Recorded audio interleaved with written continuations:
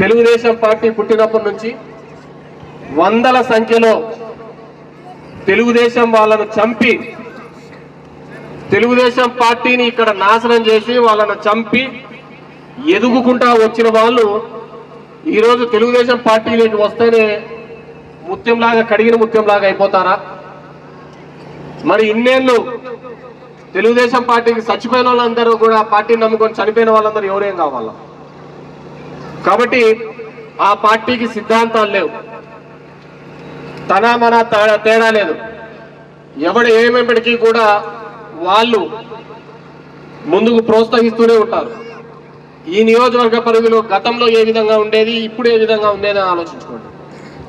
మా చిన్న చిన్న కావచ్చు పెద్ద కావచ్చు ఎవరైనా కానీ అన్న అన్న అన్న పలకరిస్తా పోతూ ఉంటారు. ఈయన 30 సంవత్సరాలు చాలా మంది దివాకర్ రెడ్డి ప్రభాకర్ రెడ్డితో సవాసం చేసిన వాళ్ళు కూడా ఉన్నారు, వాళ్ళ ఇంటి దగ్గర పోయిన వాళ్ళు ఉన్నారు.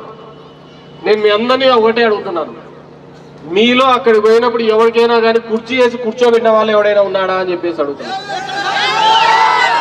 ఈ తరం ఉన్న వాళ్ళకి తెలియకపోవచ్చు కానీ 30 ఏళ్లలో ఏ రోజు కానీ కాఫీ టీ నీళ్ళు ఇచ్చి కూర్చోబెట్టి మాట్లాడించిన నా కొడుకు ఉన్నారా ఎవడైనా కానీ? ఈ రోజు వాడు చెప్తాడు సేవ్ ఆంధ్ర సేవ్ తాడిపత్రి అని చెప్పేసి. అంటే రాజకీయాల కోసం ఎంతటైనా దిగజారిపోతాడు, ఎక్కడికంటే అక్కడ దిగజారి. ఈరోజు అన్నదమ్ములు ఉన్నారు, నాకు బాగా గుర్తు. ఏ రాజకీయాల కోసం అయితే, ఏ రాజకీయాల్లో మేము ఉంటే వారికి ఇబ్బంది అవుతుందని ఆ రోజు మా నాన్న హత్య చేసినారు. ఇది ఎంత విచిత్రమైనదంటే ఈ జిల్లాలో అందరికీ టికెట్లు ఇచ్చేవాళ్ళు, నా కొడుకును అందరికీ టికెట్లు ఇచ్చేవాళ్ళు కాంగ్రెస్ పార్టీలో ఉంటారు.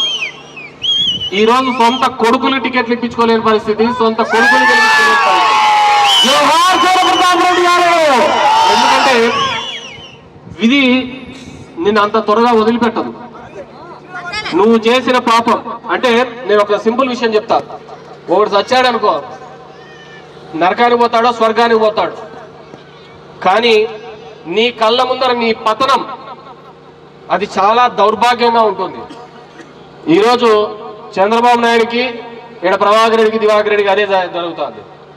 చేతగాని కొడుకులు, చావలేని కొడుకులు, జాకీలు పెట్టి ఎత్తలను చూపిస్తున్న కొడుకులు.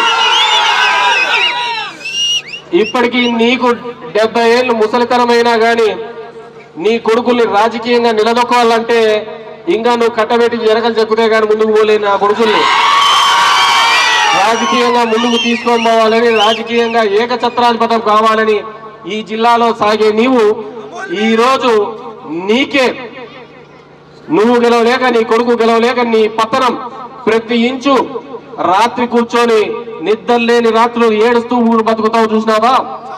అది నిజమైన దౌర్భాగ్యం. చనిపోయినోడు మంచి చేసి ఉంటే, లేకుంటే చావు చేసింటే స్వర్గానికో నరకానికో పోతాడు. నీ కళ్ళ ముందర ఈరోజు యువగలం అనే నారా లోకేష్ తిరుగుతున్నాడు, పప్పు ఇట్లా ఇట్లా ఇట్లా ఇట్లా ఇట్లా అని. కర్మ పాపం కొడుకును ముఖ్యమంత్రి చేయాలని ఎమ్మెల్యే కాలేకపోతున్నాడు. ఈడ కొడుకుని చేయాలనుకున్నాడు, కాలేకపోతున్నాడు. ఇన్ని చెప్తున్నాడు. ఈరోజు కార్యకర్తలని రోడ్లు ఎమ్మడి 50 రూపాయలు నేను చూస్తూ ఉంటా, 50 రూపాయలు ఇచ్చినాడని అన్ని నీతి వాక్యాలు చెప్తున్నాడు. ఏదో వీళ్ళదంతా గాంధీ వంశమైనట్టు, మొదటి నుంచి శాంతి గురించి పోరాడుతున్నట్టు అని. గతంలో చేసిన ఈ పాపాలన్నీ అందరికీ తెలిసినది. మా చిన్నాయన బైపాస్ చేసుకొని మామూలుగా మనలోనే ఎవరికైనా షుగర్ వచ్చిందంటే ఓ 10 అడుగులు వేసి అక్కడికి పోదాం పాప అంటే, నాకు షుగర్ ఉన్నా నేను రాలేను మీరు వాడినా అంటారు. నాకు ఇప్పటికీ ఆశ్చర్యం. 2019లో ఎలక్షన్స్లో బైపాస్ చేసుకొని ఎలక్షన్లు చేయడం అంటే మామూలుగా మన డాక్టర్లు 2 నెలలు 3 నెలలు రెస్ట్ తీసుకోమంటారు. అలాంటిది ఎలక్షన్లో చేస్తారు. ప్రభాకర్ రెడ్డి ఆడ కనపడితే ఏరా ఇటుకు వచ్చినామంటే గణవారపల్లి గాలిలో 2 గంటలు 3 గంటలు ఏడుస్తా కూర్చున్నాడు. వీడు చెప్తాడు మనకు అన్ని నీతులు. వీడు మీ అందరి జీవితాలు ఉద్ధరిస్తానంటాడు. నేను మీ అందరినీ ఒకటే చెప్తున్నాను, మా చిన్నాయనకు బైపాస్ అయింది, మన మోకాలో ఇవి కూడా ఆపరేషన్ చేయించుకున్నాడు. మా చిన్నాయన నువ్వు ఇప్పుడు రోజు 10 కిలోమీటర్లు పాదయాత్ర చేస్తున్నాడు కదా, వాడు వీడు పట్టుకోకుండా నువ్వు మా చిన్నాయనతో పాటు పాదయాత్ర చేయరా.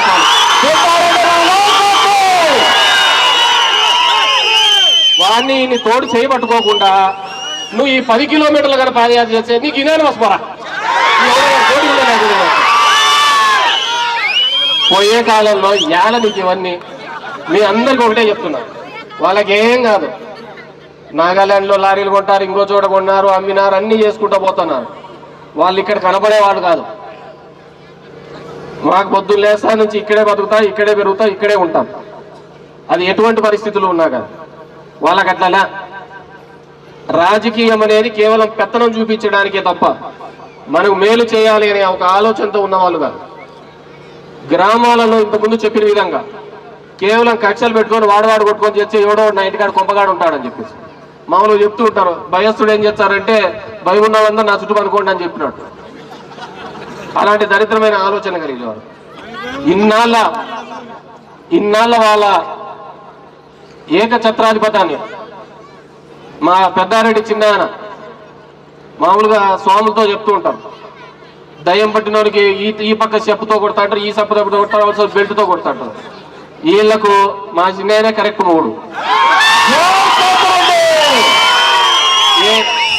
ఏ దయ్యాన్ని ఎలా ఇడిపియాలో, ఎలా చేస్తే ఈ దయ్యాలు ఇడుస్తాయో ఆయపై తెలిసినట్టు నాకు తెలుస్తుంది.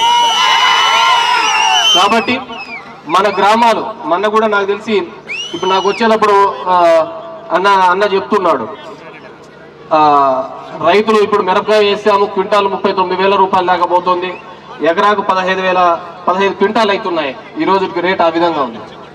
మొన్న కూడా ఇన్పుట్ సబ్సిడీ దగ్గర 75 కోట్ల రూపాయలు రావడం జరిగింది. మనకు మంచి రైతాంగం ఉన్నారు. మీ పిల్లల్ని బాగా చదివించుకోండి, ప్రయోజకులు చేయండి. వాళ్ళ మాటలు వీళ్ళ మాటలని ఈ కక్షల జోలికి వెళ్ళొద్దండి. ప్రశాంతమైన జీవితం. ఎందుకంటే వాళ్ళు ఎవ్వడూ లేడు. ఇన్నాళ్ళు వాళ్ళ కొడుకులు ఎక్కడ కేసులలో లేరు, వాళ్ళు కేసులలో లేరు. పైనుంచి అందరినీ ఆడిస్తా పోయేవాళ్ళు. కాలం మారింది, కాలంతో పాటు అన్నీ కూడా మారుతూ వస్తున్నాయి. కాబట్టి ఒక మంచి జీవితాన్ని అందించడానికి, అదేవిధంగా ఒక మంచి పాలన అందించడానికి పైన జగన్మోహన్ రెడ్డి గారు, కింద పెద్దారెడ్డి చిన్నాయన, మీరందరూ కూడా ఏ చిన్న సమస్య వచ్చినా మీకు అన్ని విధాలుగా అందుబాటులో ఉంటారు, అన్ని విధాలుగా మీకు సహకరిస్తారని చెప్పేసి మిమ్మల్ని అందరినీ అడుగుతున్నాను. అదేవిధంగా మీరు ఒక్కటి ఆలోచించండి, కేవలం రాజకీయ నాయకులు అంటే ఎలక్షన్లప్పుడు కనపడతారు. నాకు తెలిసి అయితే 25 సంవత్సరాలు 30 సంవత్సరాలు దివాకర్ రెడ్డి ఉన్నప్పుడు 2 ఇళ్ళ కాడికి పోయి వచ్చేవాడేమో. ఎట్లున్నాడు వాడనేవాడు, వీడు చూసే ఎరా ఆడునా ఎరా అని ఈడనేవాడు. ఏ రోజు కానీ మనుషులు పేర్లతో కానీ కూర్చోబెట్టి కానీ మాట్లాడించిన వాళ్ళు. ఈ 3 సంవత్సరాల్లో 35 సంవత్సరాల్లో మీ ఇళ్ళ కాడికి ఒక్కరోజు కూడా రాకూడదు నా కొడుకులను. ఈ 3 సంవత్సరాల్లో మా చిన్నాయన మీకు గడప గడపకి ఎన్నిసార్లు తిరిగినాడో, మీ ఇంటి దగ్గరికి వచ్చిపోయినాడా లేదా అని ఆలోచించు. మీ సమస్యలు అడిగినాడా లేదా? ఎక్కడే కానీ ప్రభుత్వం నుంచి అందుతున్న ప్రతి పథకంలోనూ కూడా అవినీతి అనేది జరగకూడదు, అది నేరుగా ప్రజలకు పేదవాడికి అందించాలి అనేది ప్రభుత్వం యొక్క ఆలోచన. ఆ ఆలోచన తగ్గట్టుగానే పోయినాడు. దీంట్లో మాకు ఓటేసారా, మాకు ఓటు వేయలేదని చూడలేదు. వాళ్ళు అర్హత కలిగిన పేదోడా కాదని మాత్రమే చూసినారు. కాబట్టి మీ అందరినీ కూడా తాడిపత్రి నియోజకవర్గ ప్రజల్ని, పెద్దగొడుగూరు నియోజకవర్గ ప్రజలు, ఎందుకంటే మాకు దగ్గర 7,500 మెజార్టీ ఇచ్చినారు ఈ మండలం నుంచి.